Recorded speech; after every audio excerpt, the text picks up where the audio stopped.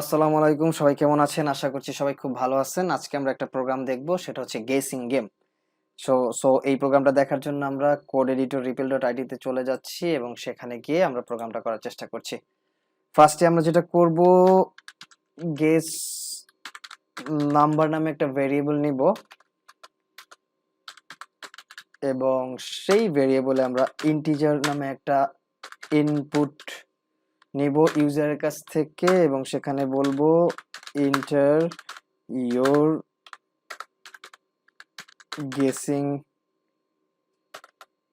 guessing number between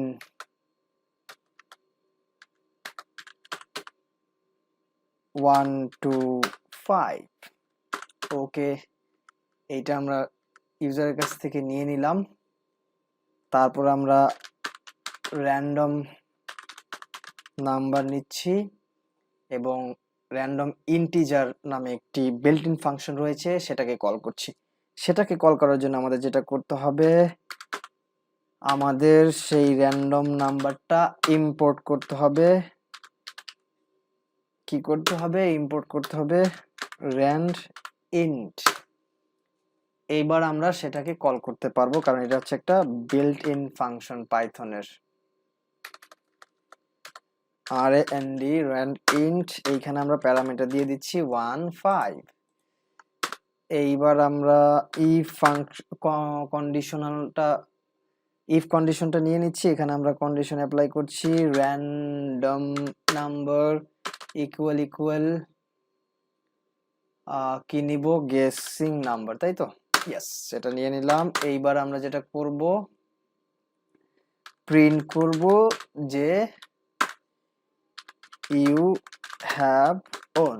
যদি random number equal guess number হয় তাহলে আমি জিতে গেছি অবশ্যই, কারণ আমি বলেছি যে আমি র্যান্ডমলি একটা নাম্বার কি করব, গেস করব, যেই নাম্বারটা হচ্ছে র্যান্ডম নাম্বারের সাথে মিলে যাবে। আমি একটা নাম্বার গেস করলাম 4, যদি র্যান্ডম নাম্বারটা 4 হয় তাহলে মিলে যাবে, আর মিলে গেলে আমি কি গেমটা জিতে গেছি।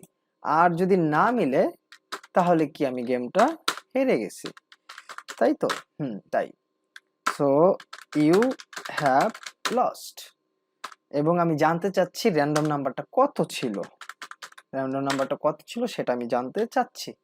সো ফরম্যাটেড স্ট্রিংটা নিয়ে নিচ্ছি। ফরম্যাটেড স্ট্রিং নেওয়ার পর এইখানে আমরা যেটা করব, কি লিখব দ্য র্যান্ডম নাম্বার ইজ, তারপর আমাদের র্যান্ডম নাম্বারটা দিয়ে দিচ্ছি। ওকে, এইবার আমরা আমাদের গেসিং নাম্বারটার সাথে র্যান্ডম নাম্বারটা ম্যাচ করব। যদি ট্রু হয় তাহলে জিতবো, আর যদি ফলস হয় তাহলে হারবো। আমি ফার্স্টে 3 দিলাম। You have won. ও, আমার আইডিয়া তো খুব জোস। ফার্স্টেরটাই একদম র্যান্ডম নাম্বারের সাথে মিলে গেছে। সো পরে আরেকবার দিয়ে দেখি, দিলাম 5। ও নো, এবার হয় নাই। You have lost, the random number is 2। So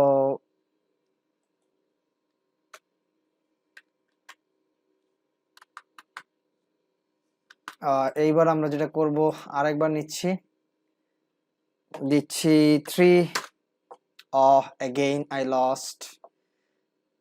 The random number is 5.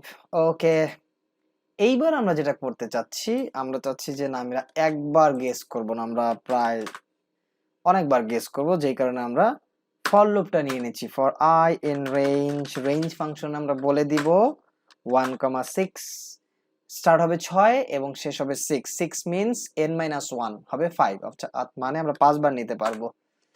এইটা নেওয়ার ফলে আমাদের এখানে ইন্ডেন্টেশন জড়িত কিছু প্রবলেম হলো, আমরা সেটা সলভ করে ফেলবো। ওকে,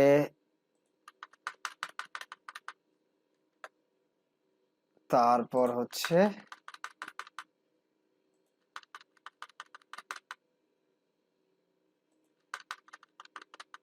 আমরা সবগুলা ইন্ডেন্টেশন সলভ করলাম। Everything is okay. ওকে, এবার আমরা কোডটা রান করি। ইয়েস, ফার্স্ট বার আমি দিলাম 2, আমি হেরে গেছি। সেকেন্ড বার দিলাম 3, আবার হারছি। পরের বার দিলাম 5, আবার হারছি। পরের বার দিলাম 4, আবার হারছি, পরের বার দিলাম 2, আবার হারছি।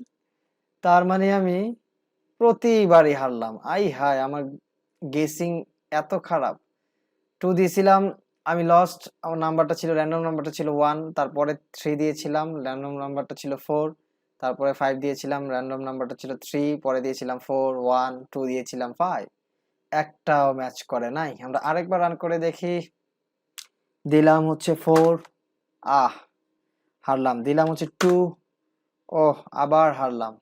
দিলাম হচ্ছে 5, হচ্ছে না। দিলাম হচ্ছে 1, ইয়েস ফাইনালি ইহাবন এইটা ম্যাচ করেছে। লাস্ট বার আমি দিলাম 3, of you have lost. Random নাম্বারটা ছিল 2। সো এইটা ছিল এক ধরনের গেম, যেটা আমরা কি করলাম, ফর লুপের মাধ্যমে আমরা সেটাকে অনেকবার খেলার চেষ্টা করলাম এবং ইফ লজিক্যাল অপারেটরের মাধ্যমে আমরা কন্ডিশন অ্যাপ্লাই করলাম, যার মাধ্যমে আমরা জিতা এবং হারাটাকে এক্সপ্লেইন করলাম বা আউটপুট হিসেবে দেখানোর চেষ্টা করলাম। এবং সেই সাথে যেহেতু আমরা র্যান্ডম নাম্বারকে কল করেছি, তাই র্যান্ডম নাম্বার যেহেতু একটা বিল্ট ইন ফাংশন পাইথনের, তাই সেটাকে আমরা ইম্পোর্ট করে নিয়েছি। আশা করি গেসিং নাম্বারটা কি বা গেসিং গেমটা আপনারা বুঝতে পেরেছেন কিভাবে এটা করলাম এবং কিভাবে আমরা এই জিনিসটা খেললাম। নেক্সট দিন আমরা অন্য কোনো কিছু নিয়ে আলোচনা করব। সবাইকে ধন্যবাদ। আজকের মতো এখানে শেষ। আল্লাহ হাফেজ।